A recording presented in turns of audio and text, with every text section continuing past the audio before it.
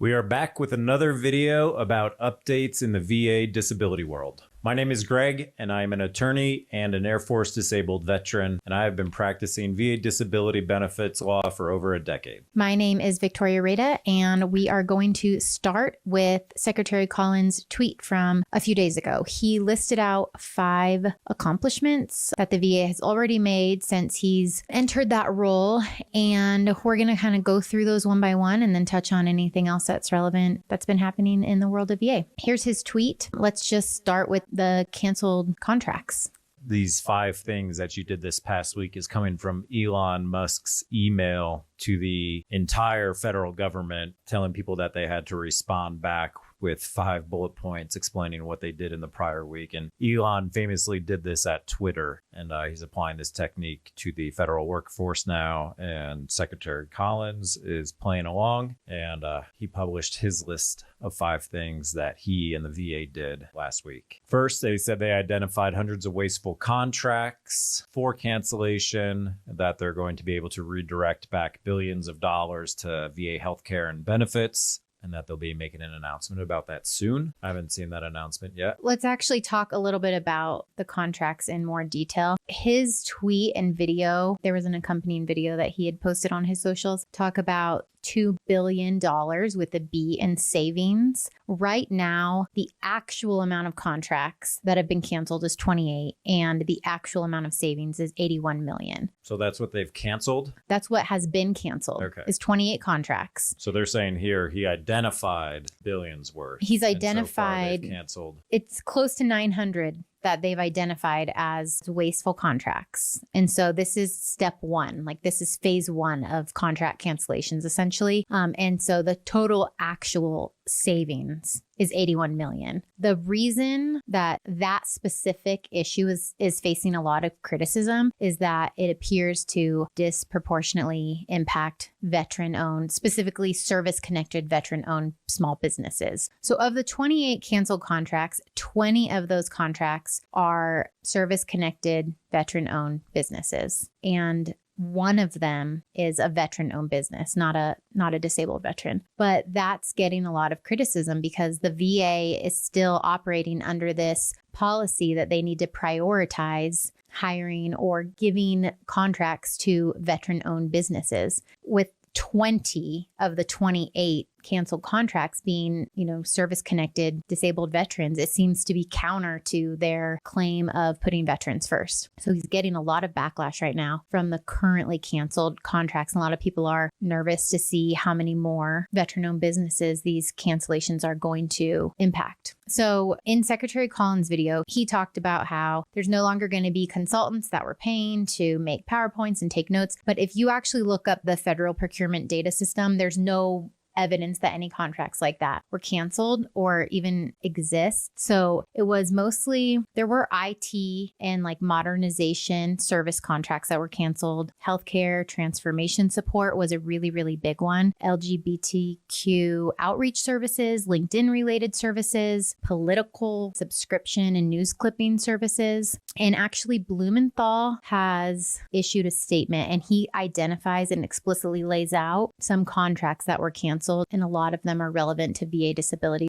So Senator Blumenthal issued this statement. He is the Senate Veterans Affairs Committee ranking member. He's not happy with these contracts being canceled. And I think the ones that we would probably agree with him are these 2 down here. But they apparently canceled the contract to process medical disability examination payments, which threatens timeliness and accuracy of delivery of VA disability compensation benefits. So this would be paying CMP contractors. You need CMP examiners to get paid in order to push forward VA claims. I mean, I'm sure they didn't cancel. They're not canceling payments. So I don't know what the specifics of this are. With all these updates so far, this is my concern. Mostly this timeliness issue. Nothing out there yet has threatened to cut VA disability benefits. My concern is a reduction in workforce of VA employees, cancellation of contracts is going to threaten the timeliness of getting decisions on your claims and appeals. I don't see anything that VA or the administration is actually cutting benefits, but I think some of the things that they are doing are going to slow down the process. That's my concern with all of this. So yeah, like you said, up top, I guess there's a couple more here. VA canceled contract relating to locating military records from the National Archives and Naval History and Heritage Command. Blumenthal thinks that will impact the timeliness of processing claims. And then the second one here, a training contract, which again, a lot of this is really vague. Yeah. Who knows what it actually was? I mean, training's good. There's a lot of VA employees out there that don't know what they're doing. I hate to say it. It's a complicated area of law, and especially frontline employees who are new, it's hard to get everything correct. And so, a lot of training is required. Yeah. I've been doing this for over a decade now, and I learn something new, every month. So the overall implication is that the changes and the canceled contracts potentially going to slow things down. And then the actual service that's going to be directly impacted is the timeliness of payments for medical disability examinations. As of right now, those are the only identifiable ramifications. Everything else is still very vague. And by and large, the majority of the contracts that have been identified as wasteful haven't actually been canceled. Let's move on to the second accomplishment, which is the 1 million disability claims processed for the fiscal year by February 20th. This is actually notable. The next thing that Secretary Collins accomplished was that they welcomed thousands of employees across the nation back to the office as part of VA's return to in-person work policy. If you watched us before, you know my opinion on that. For VA raiders, I don't think there's any need for them to be in office. And I think people are going to quit, if they have to return to the office. And I think that's going to slow down decisions. And a lot of people disagree with us. But again, VA tracks productivity for VA employees. So it's not like these employees can, set their mouse to move around the screen and go out and mow their lawn and not work all day. They are tracked granularly, and they get a point every time they touch a case. And so they actually have to do something, and all of that's tracked. And again, I worked in a law firm with an office, and I knew many attorneys who sat there and just scrolled the internet all day. Unless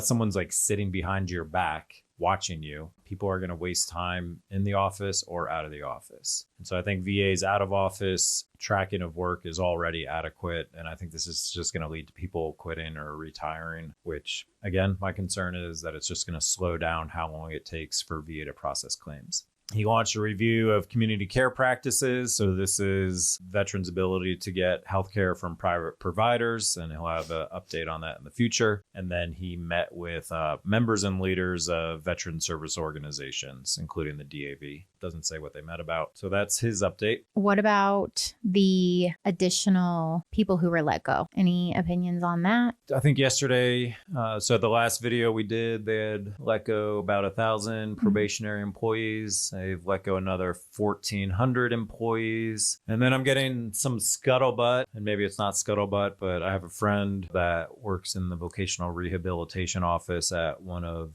the regional offices, and he's saying that everyone's terrified, that they all think mass reduction in force is coming. He's expecting his office to be cut in half, and soon. This is a lawsuit that was filed a couple days ago from a former VA employee. They were, I believe, one of these 1,000 probationary employees. This is Gail Schechter suing Secretary Collins, and a friend of mine shared this with me. It's all public record, but we had alluded to this in one of our prior videos that some of these probationary positions are not necessarily brand new federal employees. It includes people that have been promoted or switched job positions. Because every time that happens, you start a new 1-year probationary period. And so this was just interesting to read on February 13th. So it's about 2 weeks ago. She was permanent full-time employee at Department of Veterans Affairs, and she worked in the Office of General Counsel, which is basically VA's in-house legal counsel. If you get denied at the Board of Veterans Appeals, you can appeal to the U.S. Court of Appeals for Veterans Claims, and the attorney that will be against you defending the board's decision will be from OGC, Office of General Counsel. I've never worked with this specific attorney, but the facts, it's just interesting. She'd been with the VA since 2006, not as an attorney. She was been with VA as a non-attorney since 2006, and she went to law school. So she had almost been at VA for 20 years. A lot of experience, but she joined the VA Office of General Counsel in May of last year. And, what it says here, that her moving to this new department put her in a probationary status. So she was swept up in these firings, an employee with almost 20 years of experience. And this is some of my concerns with, just how quickly they're moving and doing things. I feel like it's not really, they're just like, cut all probationary employees. And they don't actually understand that some of these probationary employees aren't just new employees. They're been with VA for decades. What I found also interesting in here is that, let's see up here, it says she was being terminated for poor performance and she had never had like any negative feedback. And her supervisors, if you read through this lawsuit, it talks about them saying that they didn't fire her for poor performance, that they were just directed that she would be fired and that they didn't have any complaints of bad performance. Just interesting to see how all this is playing out. So that's the update for now. Again, just to reiterate, we haven't seen any benefits being cut. Our concerns are that reduction in workforce for the VA can potentially slow down the processing of claims and appeals. We want to win our clients' claims, appeals as quickly as possible. If there's less employees working them, or they fire a lot of people and then realize that they actually need those people to process claims and they rehire new people, and they have to retrain them and the accuracy goes down, which means you're going to have to appeal more often. None of that's good. So we'll say thanks for joining us. And if you'd like to leave us any comments or let us know about things that you've seen, please do that below and we will see you next time. Thank you. Bye-bye.